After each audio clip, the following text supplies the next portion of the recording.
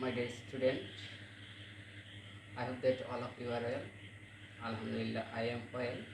By the grace of Almighty and pardon for yourself. Dear student, today I am going to take a class about modifier. You know that modifier is a very important topic and it will become on your examination. There is no doubt. For this reason, you have to learn very clearly about these topics. তো শিক্ষার্থীরা, আজ আমি তোমাদের সামনে আলোচনা করব তোমাদের HSC grammar পার্টের একটি অংশ, যেটা সব সময় তোমাদের পরীক্ষায় এসে থাকে, মডিফায়ার। আমি বোর্ডে মডিফায়ারের কিছু গুরুত্বপূর্ণ রুলস লিখে রেখেছি।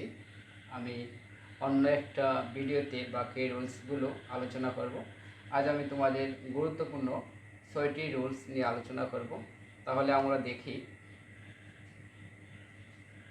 আমাদের প্রথমে যে রুলসটি এখানে লেখা রয়েছে সেটি হচ্ছে এ পজিটিভ। কোন ক্ষেত্রে এ পজিটিভ বসবে? তো শিক্ষার্থীরা, এগুলো খুবই সহজ। তোমাদেরকে বুঝতে হবে, কথা শুনতে হবে। যখন কোনো টিচার তোমাদের ক্লাসটা নেন, তখন তোমাদের অবশ্যই উচিত ভালোভাবে বোঝা। যদি তুমি কোনো ক্ষেত্রে না বুঝো, তখন তোমার ক্লাসে সেই টিচারকে প্রশ্ন করা। তখন দেখা যায় যে আসলে গ্রামারটা সহজ। যাই হোক প্রিয় শিক্ষার্থীরা, আমি তোমাদেরকে খুব সহজে শিখিয়ে দেওয়ার চেষ্টা করব মডিফায়ারটা। এখানে ফার্স্টে আছে এ পজিটিভ। এ পজিটিভটা কখন বসবে? এখানে আমি লিখেছি, এক্ষেত্রে সাবজেক্ট সম্পর্কে অতিরিক্ত তথ্য প্রকাশ করতে এ গ্রেড ইত্যাদি জাতীয় ওয়ার্ডগুলো বসে। অর্থাৎ যখন এ পজিটিভ কথাটা উল্লেখ থাকবে, যেমন এখানে আছে পোয়েট। পোয়েটটা হচ্ছে নাউন, নাউনের পূর্বে শূন্যস্থান, তাহলে তোমার ব্র্যাকেট ওই রকম থাকবে, pre modify the noun with a positive. তাহলে আমাদের এখানে কি বসবে? যেহেতু আমরা জানি যে যদি এ পজিটিভ উল্লেখ থাকে তাহলে এ গ্রেড বসবে। আমি একটি উদাহরণ লিখেছি, Kazi Nazrul Islam dash poet wrote many poems. Kazi Nazrul Islam একজন ব্যক্তি, আমরা সবাই ওনাকে চিনি, খুব ভালোভাবেই ওনার সম্পর্কে আমরা জানি। পোয়েট একজন কবি, রোট মেনি পোয়েমস অনেক সোরা লিখেছেন, অনেক কবিতা লিখেছেন। যেহেতু আমাদের এখানে রুলসটা হচ্ছে এ পজিটিভ, আর এ পজিটিভ যখন থাকে আমরা সেখানে এ গ্রেট বসাবো। তাহলে এখানে হবে Kazi Nazrul Islam a great poet, a great poet wrote many poems. আমি আশা করব প্রিয় শিক্ষার্থীরা তোমরা বুঝতে পেরেছো যে এ পজিটিভ হলে কি বসে।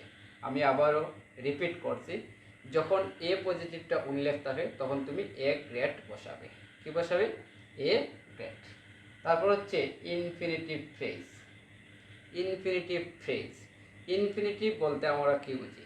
ইনফিনিটিভ বলতে আমরা যা বুঝি সেটা হচ্ছে টু প্লাস ভার্বের প্রেজেন্ট ফর্ম। আমি এখানে লিখেছি, এক্ষেত্রে টু প্লাস বি1 এর সাথে কিছু অর্থপূর্ণ ওয়ার্ড বসবে। বি1 বলতে বোঝায় ভার্বের প্রেজেন্ট ফর্ম। আমরা জানি প্রতিটি ভার্বের 3টি ফর্ম থাকে, একটা হচ্ছে present form, past form, past participle form. যখন ইনফিনিটিভ ফ্রেজ বলা হয় তখন তোমাদের কাজ কি? তখন তোমাদের কাজ হচ্ছে একটি টু বসাবে, টুর সাথে একটি ভার্ব নেবে, যে ভার্বটার প্রেজেন্ট ফর্ম বসবে, এবং অর্থপূর্ণ কিছু ওয়ার্ড নেবে তোমার সেন্টেন্স অনুযায়ী। আমি এখানে লিখে রেখেছি দে ওয়েন্ট মার্কেট, তারা বাজারে গিয়েছিল। বেশ, এখানে আর কোনো কিছুই নাই। তাহলে আমরা এখানে কি বসাবো? যেহেতু এখানে ইনফিনিটিভ ফ্রেজের কথাটা উল্লেখ আছে, আমরা টু প্লাস ভার্বের প্রেজেন্ট ফর্ম নেব, তারপর কিছু অর্থপূর্ণ ওয়ার্ড নেব। আমি পূর্বেরটা লিখিনি, আমি এখানে লিখলাম যে এ গ্রেট। এখানে আমরা যে আলোচনা ছিলাম যে আমরা এখানে ইনফিনিটিভ টু প্লাস ভার্ব নেব, যেহেতু ফ্রেজ কথাটা উল্লেখ আছে আমরা কিছু অর্থপূর্ণ ওয়ার্ড নেব। দে ওয়েন্ট মার্কেট, তারা বাজারে গিয়েছিল। কিসের জন্য বাজারে গিয়েছিল? আমরা বলতে পারি তোমরা নিজেই চিন্তা করো যে তোমরা বাজারে গিয়েছিলে, কেন গিয়েছিলে? টু বাই সামথিং, কোনো কিছু ক্রয় করার জন্য। টু বাই শার্ট, শার্ট ক্রয় করার জন্য। এরকম কিছু ওয়ার্ড বসবে, অর্থপূর্ণ হতে হবে। রুলসটা হচ্ছে তুমি যাই বসাও, টু প্লাস ভার্ব, যে ভার্বটা তুমি বসাবে এবং যে ওয়ার্ডগুলো তুমি বসাবে সেই ওয়ার্ডগুলো সেন্টেন্সের সাথে মিলতে হবে, অর্থের দিক থেকে অর্থপূর্ণ হতে হবে। যদি অর্থপূর্ণ হয় তাহলে তোমার আনসার সঠিক।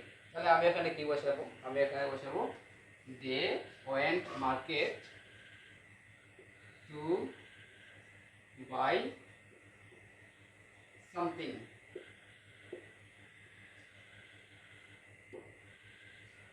তারা বাজারে গেছিল কোনো কিছু ক্রয় করার জন্য। তারপর আছে এখানে ইনফিনিটিভ। তাহলে এখানে শুধুমাত্র ইনফিনিটিভ, আর আগে আমাদের ছিল ইনফিনিটিভ ফ্রেজ। শুধুমাত্র যদি ইনফিনিটিভ কথাটা উল্লেখ করে তখন তুমি একটা টু বসাবে, টুর সাথে একটা ভার্ব বসাবে, যে ভার্বটার প্রেজেন্ট ফর্ম বসবে।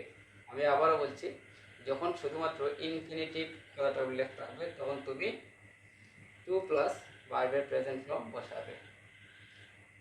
এখানে আমি উদাহরণ লিখেছি দে ওয়েন্ট টু ফিল্ড, তারা মাঠে গিয়েছিল।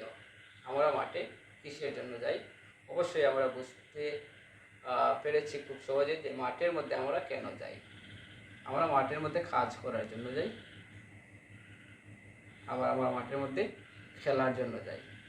তাহলে they went to field to play, they went to field to play, আমি এখানে টু প্লে বসাবো।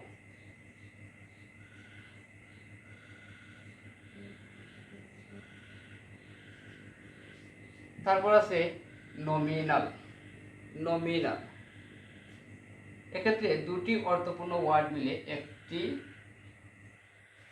ওয়ার্ড তৈরি করবে। আমি এখানে লিখে নাই, একটি ওয়ার্ড তৈরি করবে। যখন নমিনাল কথাটা উল্লেখ হবে আমি খুব সহজে তোমাদেরকে বোঝার জন্য একেবারে সংক্ষেপে আলোচনা করছি। তোমাদেরকে শুধুমাত্র মনে রাখতে হবে, যেহেতু সামনে পরীক্ষা, এখন বিস্তারিত রুল তোমাদের মনে থাকবে না, তাই আমি চেষ্টা করতেছি যে খুব সহজে তোমাদেরকে কীভাবে শেখানো যায়। মাথায় রাখবে, যখন নমিনাল উল্লেখ থাকে তখন তুমি দুটি ওয়ার্ড বসাবে, এমন দুটি ওয়ার্ড বসাবে যে দুটি ওয়ার্ড মিলে একটি ওয়ার্ড গঠিত হয় বা তৈরি হয়। যেমন আমি এখানে একটা ওয়ার্ড লিখছি হার্ট ব্রোকেন। হার্ট একটি ওয়ার্ড, ব্রোকেন একটি ওয়ার্ড, তাহলে দেখা যাচ্ছে ওয়ার্ড দুটি, কিন্তু একসাথে হার্ট ব্রোকেন একটি ওয়ার্ড। যখন নমিনাল থাকবে তখন তুমি এ জাতীয় একটি ওয়ার্ড বসাবে। এখানে আমি একটি এক্সাম্পল লিখেছি, ইট ওয়াজ a dash news. It was a dash news, এটা একটা খবর ছিল। কোন ধরনের খবর?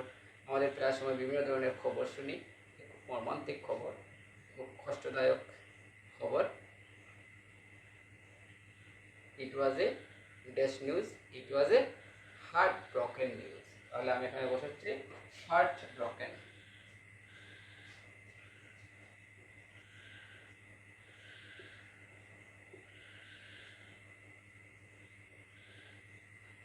It was a heartbroken news. তারপর অ্যাডজেক্টিভ।